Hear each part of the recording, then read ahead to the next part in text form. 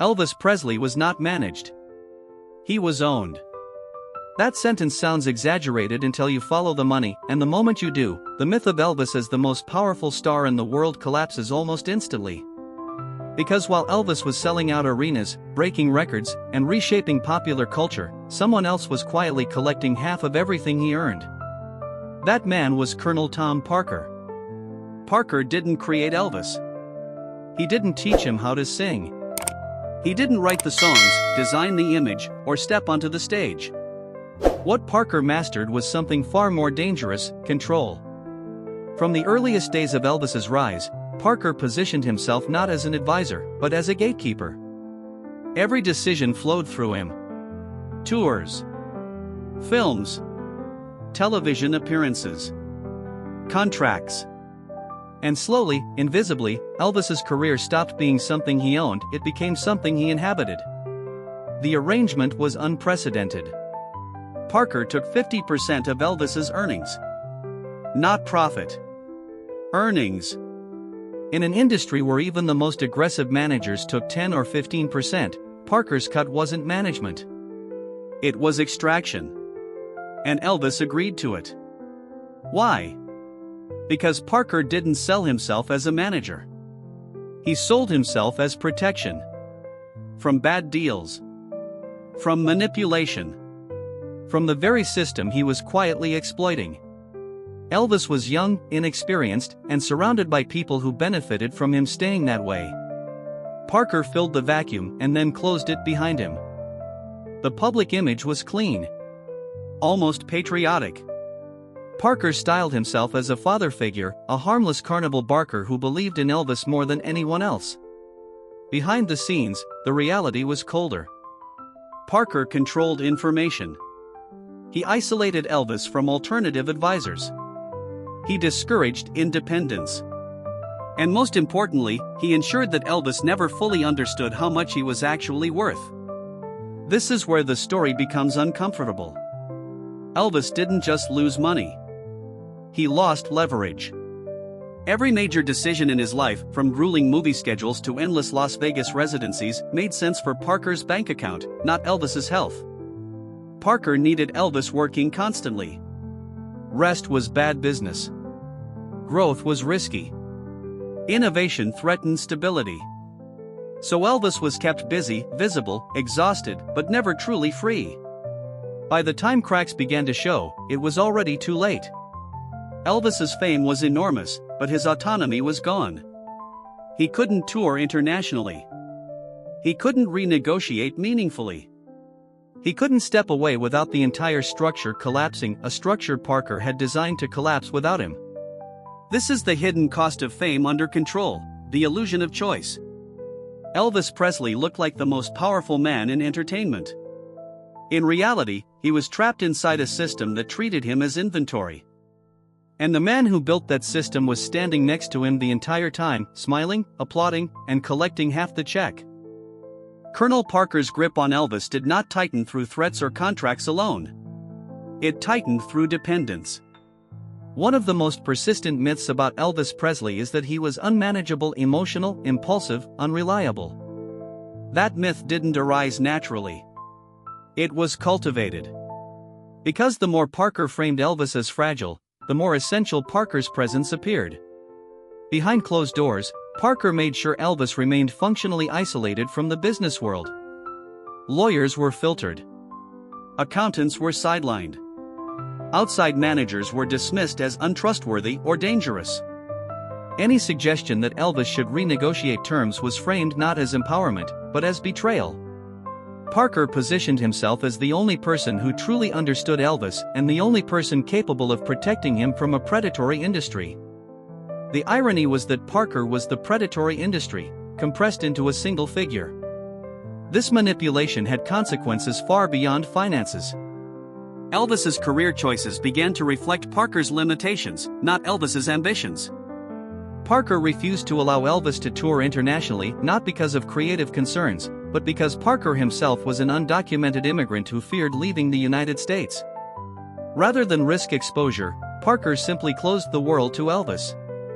At the height of his global fame, Elvis couldn't perform live outside America. That decision alone cost him tens of millions of dollars and cemented his professional isolation. While other artists evolved through global audiences and creative exchange, Elvis remained trapped in a feedback loop of Hollywood soundstages and controlled appearances. Then came Las Vegas. What is often remembered as a glamorous residency was, in reality, an endurance test. Night after night. Same stage. Same routines. Same expectations. Parker negotiated contracts that rewarded quantity over quality, volume over sustainability. Elvis was no longer an artist exploring his potential. He was a machine designed to produce consistent returns. And machines are not built to last. As Elvis's health deteriorated, Parker's response wasn't intervention, it was escalation. More shows. More commitments. More pressure. The system depended on Elvis functioning just enough to remain profitable. Anything beyond that was irrelevant. Even Elvis's growing reliance on prescription drugs became part of the structure rather than a warning sign. Medication kept him compliant. Available. On schedule. It was easier to manage exhaustion chemically than to allow rest structurally. By the early 1970s, Elvis was earning staggering sums of money and hemorrhaging them just as fast. Between Parker's cut, aggressive taxation, lifestyle costs, and non-stop obligations, Elvis's financial freedom was an illusion. He was rich on paper, controlled in practice. The most disturbing part is this: Elvis increasingly sensed something was wrong, but no longer possessed the tools to change it. The longer the system ran, the harder it became to exit. Contracts overlapped. Obligations stacked. Every attempted pause created a financial and logistical crisis that Parker alone could solve. Control doesn't always look like force. Sometimes it looks like inevitability. Elvis Presley became the face of a machine that outgrew him, operated by a man who never needed to step onto the stage to own the spotlight. And by the time the consequences became visible to the public, the internal damage was already irreversible.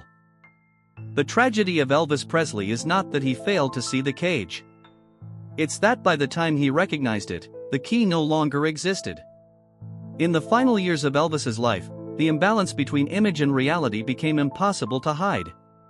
The world saw a legend older, heavier, slower, but still selling out rooms. Behind that image was a man drowning in debt, obligation, and chemical dependency, trapped in a cycle he did not design and could not escape alone. Colonel Parker remained at the center of it all. Even as Elvis's health visibly declined, Parker resisted meaningful change. No global tour. No long-term rest. No restructuring. The engine had to keep running, because Parker's income depended on it. Stopping meant exposure not just of the financial arrangement, but of the man himself. Parker's own secrets, his immigration status, his questionable past, were protected only as long as Elvis stayed in motion. This is where the illusion of partnership finally collapses. When Elvis attempted to confront Parker in the mid-1970s, the response wasn't negotiation. It was obstruction. Contracts were invoked. Obligations were emphasized. The cost of freedom was presented as impossible. Parker had designed the system so that leaving him would require Elvis to buy his own career back at a price Parker knew he couldn't afford without continuing to perform. Ownership doesn't always announce itself. Sometimes it waits until departure becomes mathematically impossible. By the end, Elvis wasn't touring because he wanted to. He was touring to survive. Each show paid yesterday's debts, not tomorrow's future. Each night bought just enough stability to keep the machine running one day longer. And Parker, immune to the physical toll, continued to extract his share without intervention or restraint. When Elvis died in 1977, the narrative shifted almost instantly. The public story became one of excess, weakness, and personal failure. The system that sustained the damage quietly stepped away. Parker positioned himself not as a beneficiary, but as a grieving guardian, a man who had done his best. But the numbers don't grieve.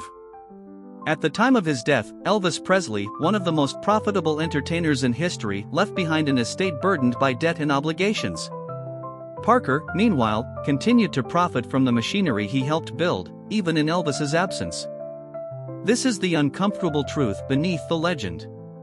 Elvis Presley was not destroyed by fame alone. He was destroyed by a structure that treated him as renewable, replaceable labor even when he was irreplaceable. The dark side of Elvis's story is not just about one manipulative manager. It's about an industry that allows control to masquerade as care, and exploitation to hide behind loyalty. Parker was not an anomaly. He was simply the most efficient expression of a system that rewards ownership over stewardship. And Elvis, for all his power, never truly owned himself again.